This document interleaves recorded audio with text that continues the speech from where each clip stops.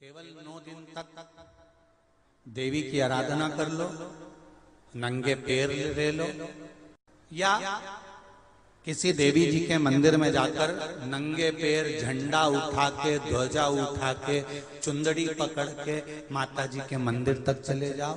क्या केवल नवरात्रे का मतलब यही है? या फिर कहीं गरबा हो रहा हो तो गरबे में चले जाओ? क्या नवरात्रि का मतलब केवल यही है? या घर में जोत लगा लो, नवरात्रि का मतलब यही है? अगर नवरात्रि का मतलब जानना है तो आपके मन में एक विचार आना चाहिए कि ये नवरात्रि केवल घट स्थापना के लिए नहीं होती है, ये नवरात्रि हमारे भीतर एक नारी के सम्मान के लिए प्रकट होती है कि नारी का सम्मान कैसे। शिव मंदिर में जाइए, पहले दिन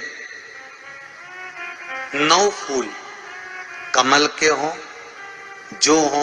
जो मिल जाए, परंतु एक जैसे फूल होना चाहिए।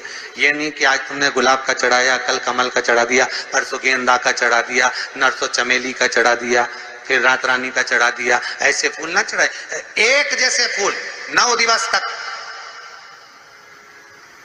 सीते, हे जानकी, हे पुत्री, शिव मंदिर में जाकर अपने पति का स्मरण कर कर, कार्य का स्मरण कर कर 9 फूल प्रथम दिन घी का दिया लगाकर आप भगवान शंकर को कामना कर कर समर्पित करती हो। दूसरे दिन वही फूल दुगने हो जाना चाहिए, 18। तीसरे दिन फिर 9 जोड़ लो। किसी भी स्थान पर, किसी भी स्थान पर, यदि हमारे घर में 2 शिवलिंग है, नहीं है, तो किसी अपने घर के गमले में, बगीचे में 2 पार्थिव लिंग का निर्माण करें। 2 पार्थिव लिंग, उसमें एक शिव जी का स्मरण करें और एक में माता पार्वती जी का स्मरण। देवाधिदेव महादेव के 2 स्वरूप, 2 लिंग प्रकट कर कर, एक पर 9 पुष्प लाल और एक पर श्वेत पुष्प 5 समर्पित करें। बाबा की आराधना करें, घी का दीप लगाएं, पूजन करें और बाद में उन शिवलिंग को, उन पुष्पों को विसर्जन करें। किसी भी नदी में, तालाब में, बावड़ी में, अगर वहां नहीं विसर्जन कर सकते हैं तो किसी वृक्ष के नीचे उनका विसर्जन करें। और ये नवरात्रे, ये जो गुप्त नवरात्रे हैं, इस माघ महीने में जो गुप्त नवरात्रि आती है, इसी के अंतर्गत इसका पूजन है। एक बार हमने पहले वर्णन किया था, जिसके यहाँ संतान नहीं होती उसके लिए भी पहले श्रृंगी ऋषि ने नवरात्रे का बड़ा वर्णन किया। नवरात्रे के लिए कहते हैं कि नवरात्रे के अंतर्गत 9 लाल फूल और 5 श्वेत पुष्प, ये दोनों। लोग कहते हैं नवरात्रे में हम देवी की आराधना करें, नवरात्रे में हम भगवान की आराधना करें, पर शिव महापुराण की कथा कर रही है, भगवान शंकर का चरित्र कथा है। अगर आपने देवी भागवत का स्मरण किया हो या भगवान शिव की एक पवित्र आनंदमय कथा स्कंद पुराण के काशी खंड में अगर सुनी हो या उसमें भी नहीं पढ़ पाए हो, तो श्रृंगी ऋषि के चरित्र में आता है। श्रृंगी बाबा ने वर्णन किया है कि किसी भी स्थान पर, किसी भी स्थान पर यदि हमारे घर में 2 शिवलिंग है, नहीं है, तो किसी अपने घर के गमले में, बगीचे में 2 पार्थिव लिंग का निर्माण करें। 2 पार्थिव लिंग, उसमें एक शिवजी का स्मरण करें और एक में माता पार्वती जी का स्मरण। देवाधिदेव महादेव के 2 स्वरूप, 2 लिंग प्रकट कर कर, एक पर 9 पुष्प लाल और एक पर श्वेत पुष्प 5 समर्पित करें। बाबा की आराधना करें, घी का दीप लगाएं, पूजन करें और बाद में उन शिवलिंग को, उन पुष्पों को विसर्जन करें। किसी भी नदी में, तालाब में, बावड़ी में, अगर वहां नहीं विसर्जन कर सकते हैं तो किसी वृक्ष के नीचे उनका विसर्जन कर दो। पर ये नवरात्रे आती है, इसी के अंतर्गत इसका पूजन है। एक बार हमने पहले वर्णन किया था, जिसके यहाँ संतान नहीं होती उसके लिए भी पहले जो आषाढ़ के महीने में जो गुप्त नवरात्र आते हैं उसका स्मरण कराया था।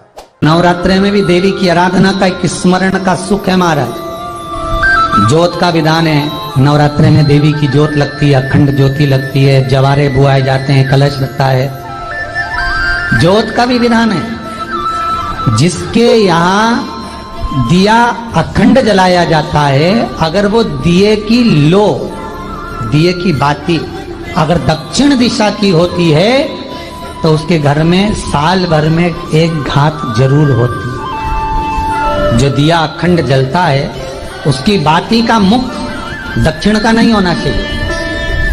अगर आपने देवी भागवत का स्मरण कराओ, देवी भागवत को अगर सुना हो, तो देवी भागवत में स्पष्ट किया गया कि पूर्व की ओर मुख करा हुआ दिया, अर्थात पूर्व की ओर ज्योत जो जलाई जाती है वो संपदा की वृद्धि करती है।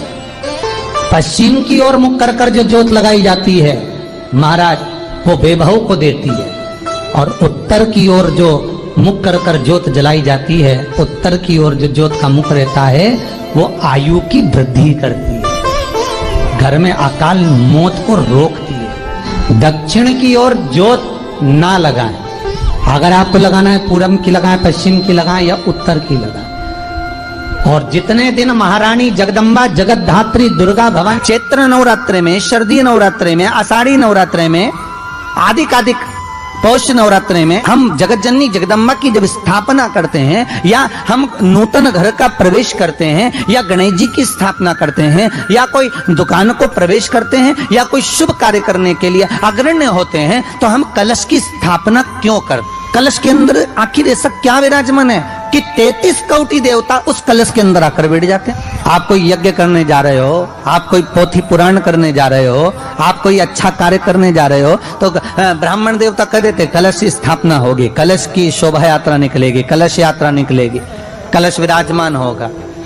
उस कुंभ की, उस घड़े की महत्वता कहां से प्रकट हो गई? शिव महापुराण की कथा कहती है महाराज, भगवान ओघड़दानी शंकर स्वयं आद्य शक्ति जगदम्बा से कहते हैं कि जगदम्बा तू क्या चाहती है बोल। तो जगत जननी जगदम्बा कहती है कि जहां मैं हूं वहां शंकर है, ये आपने कह दिया, पर जहां शंकर है वहां पार्वती का होना जरूरी है। उसके लिए सिद्ध करने के लिए एक स्थान ऐसा बनाया जाए जहां पर शंकर विराजमान है और शंकर के साथ पार्वती विराजमान है। तो शिव जी ने कहा पार्वती उसके लिए मैं तुझे एक सुंदर कलश का निर्माण कर कर देता हूं। अष्टमी के दिन कन्याओं का भोजन कराओ या नवमी के दिन कन्याओं का भोजन कराओ। पर देवी भागवत तो कहती है, देवी भागवत तो वर्णन करती है कि पहले नवरात्रे से लेकर नवमी तिथि तक जितने दिन देवी के होते हैं, प्रत्येक दिन में आप किसी भी दिन कन्याओं का भोजन करा सकते हो, पहली रात्रि से लेकर, पहला दिन से लेकर। पर 90 दिन तो सवेरे पूजन करके, यज्ञ करके, अनुष्ठान करके देवी को विसर्जन कर दिया, फिर नवरात्रि पूर्ण कैसे हुई? नवरात्रि की पूर्णता होती है अमावस्या की रात से गिनी जाती है। कौन से दिन से गिनते हैं? अमावस्या की रात्रि, फिर एकम की रात्रि, फिर दूज की रात्रि, ऐसे गिनते गिनते अष्टमी की रात्रि तक और नवमी के दिन सुबह तक या दोपहर तक या शाम तक, जब तक आप यज्ञ ना करें तब तक ये 9 रात्रियां पूर्ण गिनी जाती है महाराज देवी भागवत के हिसाब से पूर्णता। अब हमने कन्या भोजन का जो क्रम बनाया, अष्टमी के दिन करा देंगे, नवमी के दिन करा देंगे, इस तिथि को करा देंगे, पर भाव देखिए, शास्त्र कहता है भूखे को भोजन जब कराइए जब उसको भूख लगी हो, और ऐसों को कराइए जिसको जरूरत पड़ रही है।